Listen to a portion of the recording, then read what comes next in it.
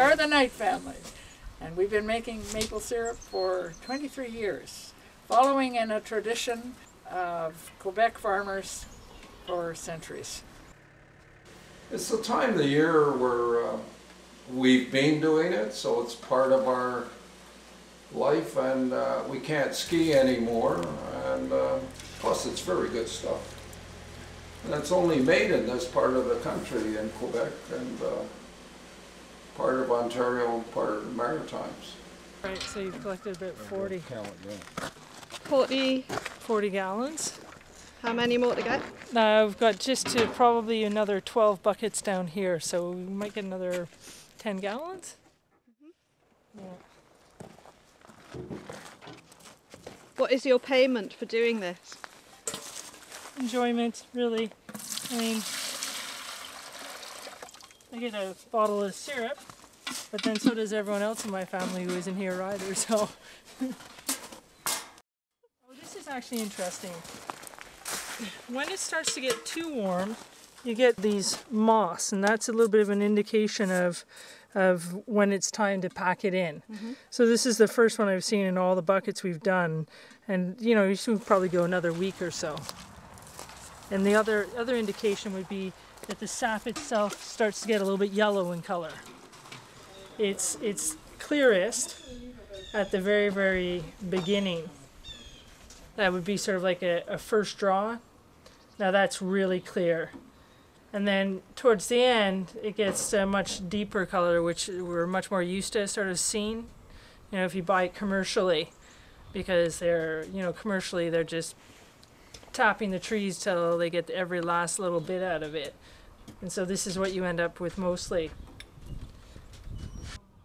We're waiting for the sap to evaporate and boil into syrup.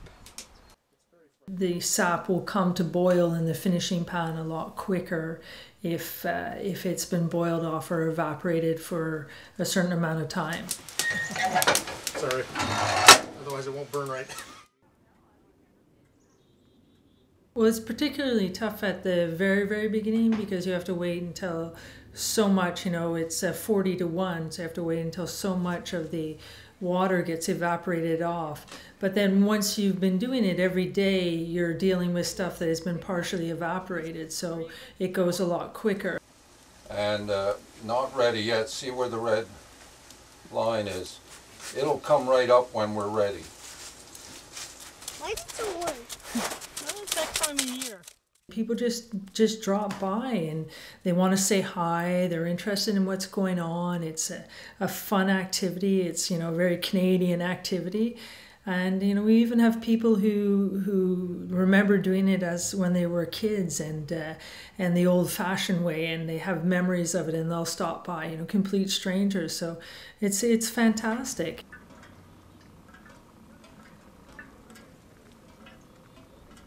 Ready? Okay, Here we so go. we're opening the red tap, So here, and I'm going to open the black tap. as soon as you see that red tap start to drop, you have to tell me, and then I shut it. At its first Is movement. it dropping now? Yeah. Okay. I don't know how long this will last, but, as long as it stays cold at night. Well, the syrup, which has gone through the filter, is going into this pot, and then Ed brings it to a boil in the house and bottles it. See it bubbling now?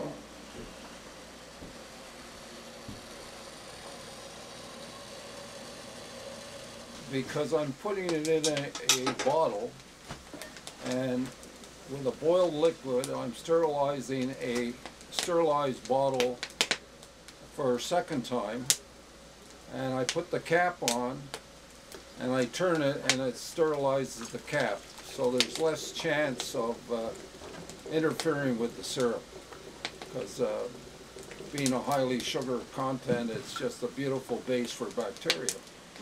I guess the enjoyment comes out later on when we say fill 20 or 30 bottles, and